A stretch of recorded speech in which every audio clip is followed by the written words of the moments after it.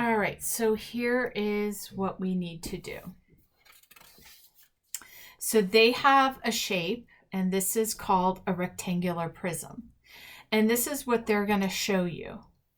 They're going to show you these measurements. The side is 4, this side is 3, this side is 7. Now, your job is to make it into this shape. They're not going to do that for you. So basically, these are the steps. When you see a rectangular prism, you're going to draw a shape that looks like this. So you're going to do this with me right now. And you're going to label it as side, back, side, front. And then you're going to do a top tier like this and a top tier. This is called top and this is called bottom. They're not going to do this for you. This is what you have to do. And this is the first step of basically seeing the shape.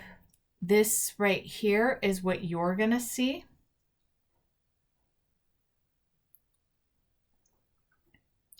And we know that the bottom is part of the equation and the top is part of the equation. So you're actually going to set the problem up no matter what the numbers are. This is step 2. So step 1 is to write the shape and label it. The second thing is to write these things down. So you're going to write top, bottom, front, back, side, side. Every single time you solve an equation like this. And then you're going to find out what your measurements are. So in the example in the book, it was 7 inches, 4 inches, and 3 inches. All right, so this is the height right here. This is the base, and this is the width. So you're basically going to do for the top right here, you have to imagine where is the top on this shape. It's going to include the base, which is 7 inches, and then is it going to include the width or the height?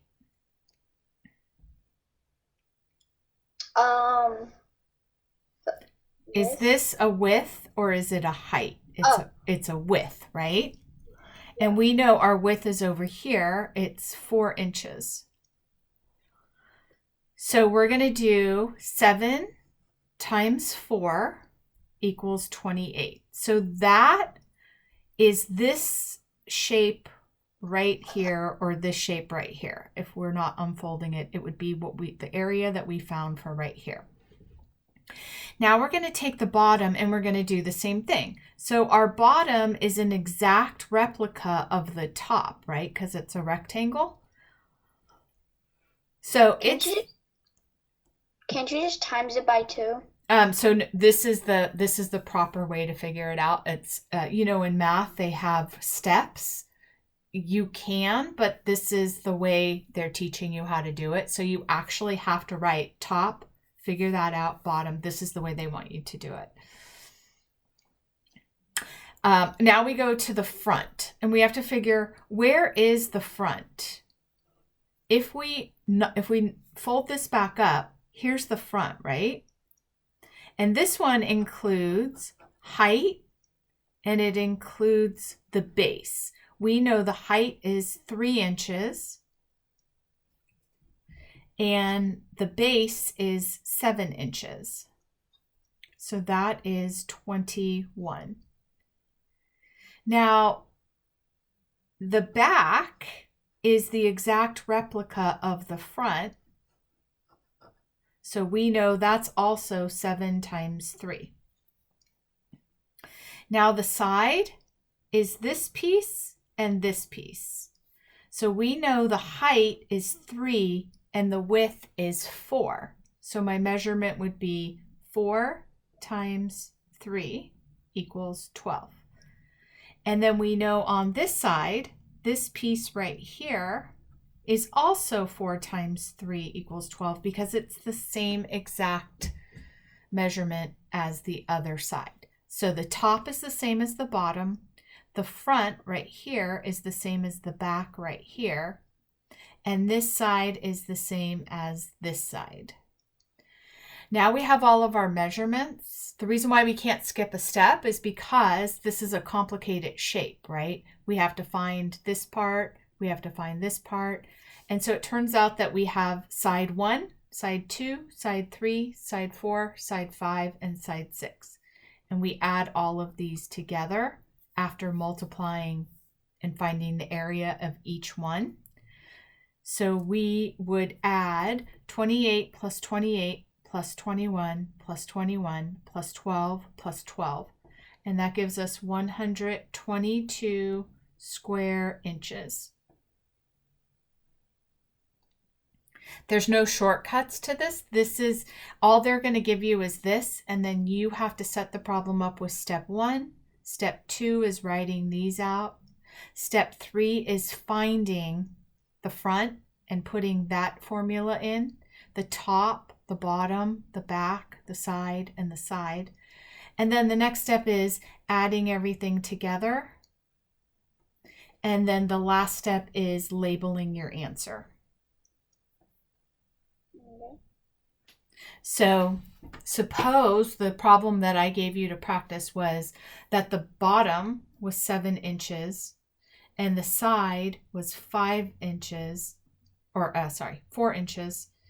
and the height was 5 inches.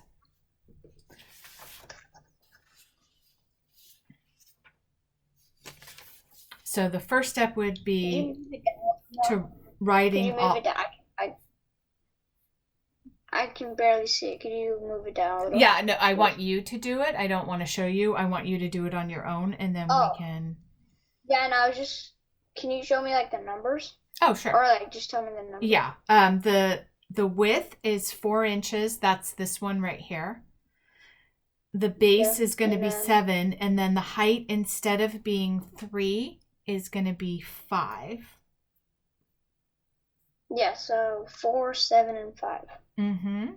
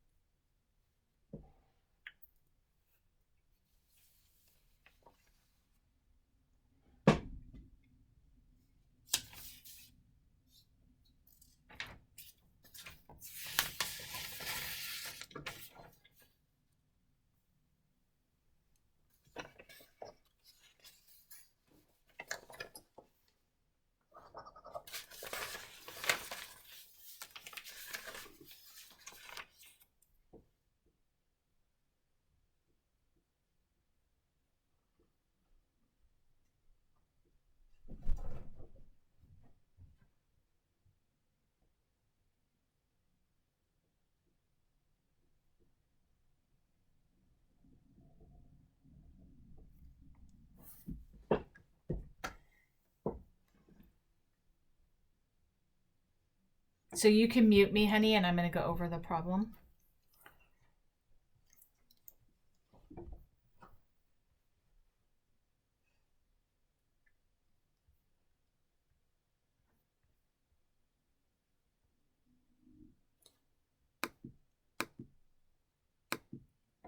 Darcy, can you mute me, honey?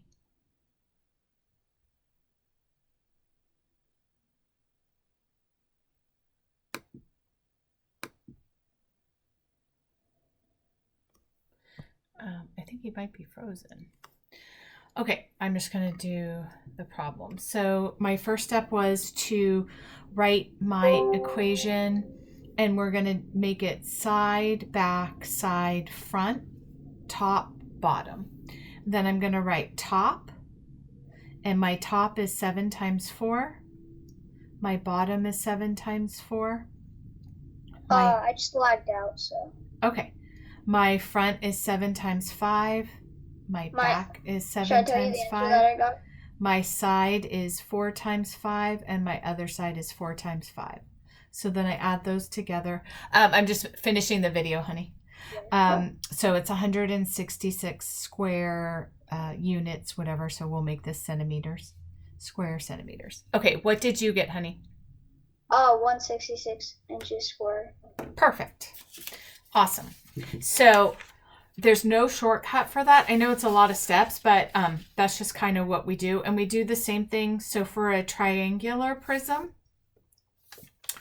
we're going to do the same exact thing. So here's the problem. We have 12-inch, 13, or centimeter, sorry, 12, 13, 5, and 8. So you're basically going to unfold it like we did before. So the first step, like we did before, is to unfold your shape. So it's going to be 3 side, bottom, and side. And then you're going to make a triangle here. This is your back. And then your triangle here is your front. And then the same exact thing we did before, but we have a little bit of different labels. We have bottom, front, back, side, and side. So I didn't make a very good drawing here, but I don't know how to do that great of a job. But it's 12 is our base, 13 is here, this is 8, and this is 5. So for this one, we're going to do 12 times 8. Doesn't that make sense that that's the bottom? It's this right here. Yeah. Mm-hmm. And then the front is going to be a triangle, right? Here's the front. So our formula is 1/2 base times height. So it's 1/2 12 times our height is 5. And then our back is going to be the same as the front. It's a triangle, right? So we do 1/2 base times height as well. And then we have the side, which is right here. And for the side, we're going to take this measurement right here. Doesn't this make sense that it's the side? We're basically doing this right here. And then it's going to be this. So it's 13 times this measurement, which is 8. Mm-hmm. And then the other side is this measurement right here. Here's our 8, and here's our 13. So you're going to do 13 times 8 again. And then we're going to take our calculator and we're going to go 12 times 8 equals 96. And then we're going to go 12 times 5 is 60 divided by 2 is 30. And then this one is 30. And then 13 times 8 is 104 and 104. Now we have to add these together like we did for our first one. And let's say this is all in centimeters. So these are all centimeters. And it's area, so it's square centimeters, right? Centimeters squared, squared, squared, squared. Now we add them all together. 96 plus 30 plus 30 plus 104 plus 104 is 364 square centimeters. Okay. So it is tricky, but when you unfold it, if you try to feel what is it that I'm doing right here? Well, this is obviously going to have the base, right? And so you just kind of try to feel like what part of the shape is it? And then the side, and then the other side, and then it starts to make a little more sense. So these are a lot of steps, and there's no shortcuts.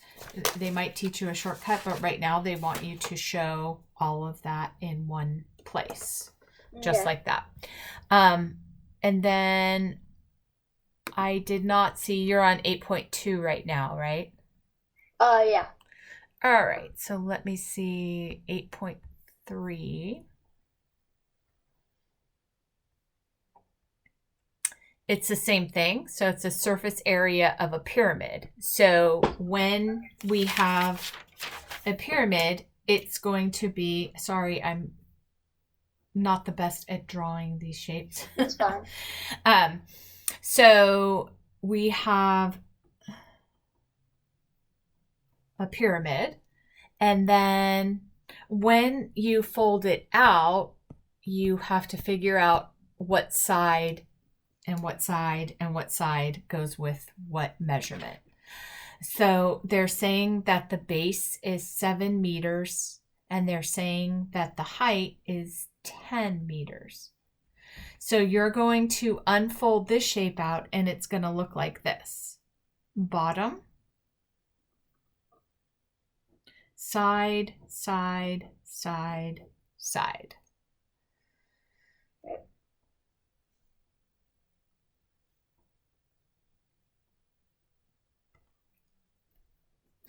And our first measurement is we're gonna write bottom. Second is side, side, side, side. And you'll see that the bottom is a square. So the measurement's going to be 7 times 7. Doesn't that make sense? It's has to be equal sides. And then the sides are all triangles. So our formula for all the sides are the same. 1/2 base times height. What is our base? 7. What is our height? 10. And then we do half of that because it's a triangle, and we know it's 1/2 base times height. So this one is way easier because you're just basically doing the same formula for most of it. Mm-hmm. And so we go 7 times 7 is 49. Then half of 70 is 35, half of 70 is 35, half of 70 is 35, half of 70 is 35.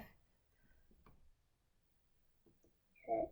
And then we add those sides together, or all of those together, and we get 189 square meters.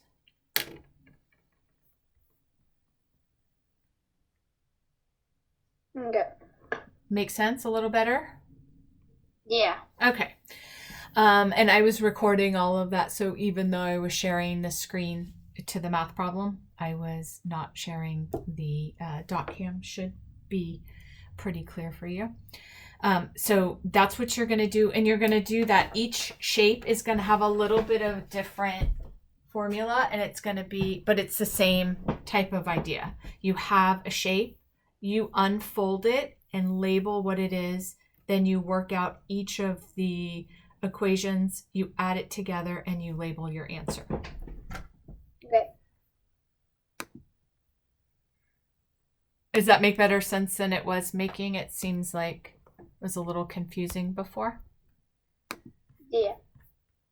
Okay, awesome. So let's do a couple of these so you kind of get the idea. How are you relating to your math teacher? Do you feel like it makes sense, or are you always a little bit confused after it's explained? It makes sense, honestly. Usually, it makes sense. Okay, perfect. And does